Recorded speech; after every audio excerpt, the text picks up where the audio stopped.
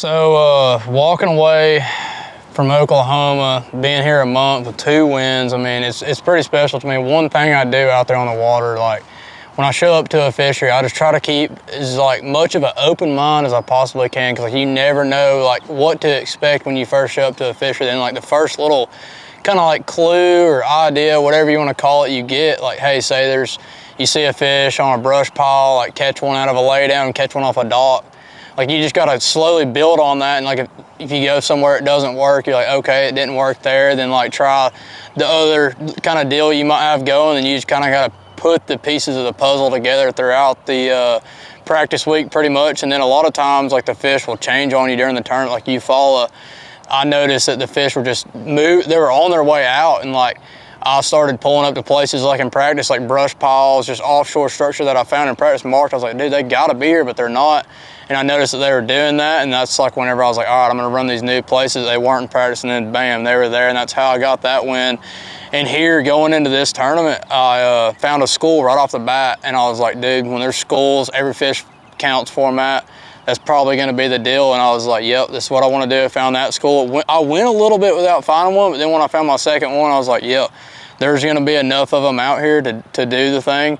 And I managed to find the right schools this week. I fully committed to it, and that's one important thing you have to do out there on the water is just like go with your gut. Like when you find something that you want to do, like it's your strength, you might as well run with that. Like if it's going on somewhat, you're gonna beat most of the guys doing it. Yeah, so that the gut feeling, I mean, it's something like everybody's gut feeling is gonna be a little different. Mine typically, like for some reason, I'll just get a wild feeling like, man, I need to be right here at this certain time. Like if I know if I start here, it'll be really good. Then like throughout the tournament, like you'll start to just kind of understand those gut feelings. It sounds weird, but that's like kind of how it works. Like you'll just be running down the lake and you'll go past a spot, and then all of a sudden you're like, hang on, I need to turn around and go back to it. And like those are the decisions you make in a tournament that sometimes make the difference. Like you can win on just all of a sudden making that decision, like, yeah, I need to go right back there, and it happens. I've never been to Lake Eufaula. I did a lot of research on it. Like I watched YouTube and everything I could to just kind of learn the lake,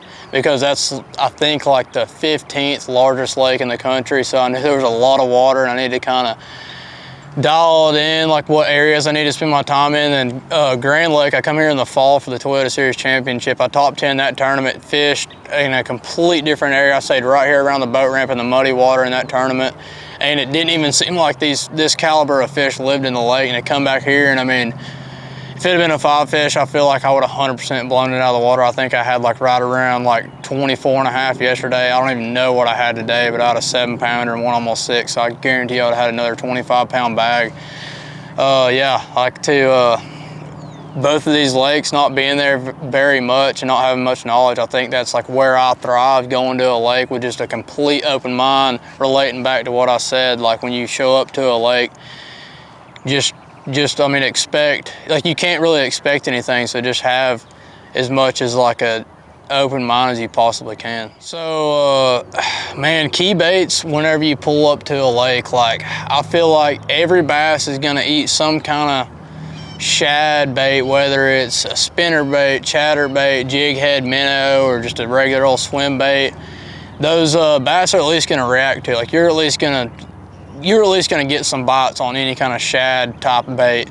And usually when I go to a lake, first thing I do is throw some kind of shad type bait and look for like a reaction, because they're definitely gonna at least give you a look, follow you to the boat, that kind of sort. If you're up shallow, they'll at least kind of show themselves pretty much. And that's usually my go-to, is just straight to a shad bait, because they eat shad all over the country. A lot of times whenever I show up to a new body of water, what I look for is the most obvious place you can possibly find. So like say you have just a big giant point, like there's obviously gonna be bass that live on it, no matter if it's springtime, summertime, I mean, fall, winter, no matter what time of year it is, bass are gonna live on a point. And that's just a great starting point to just pull up on a point and just settle down and kind of get some kind of clue what they're like relating to, pretty much, whether it's bait, a stump, a brush pile, or a little shell bar, a little rough spot, rock pile, whatever it is. The point's just a good starting point to kind of get an understanding.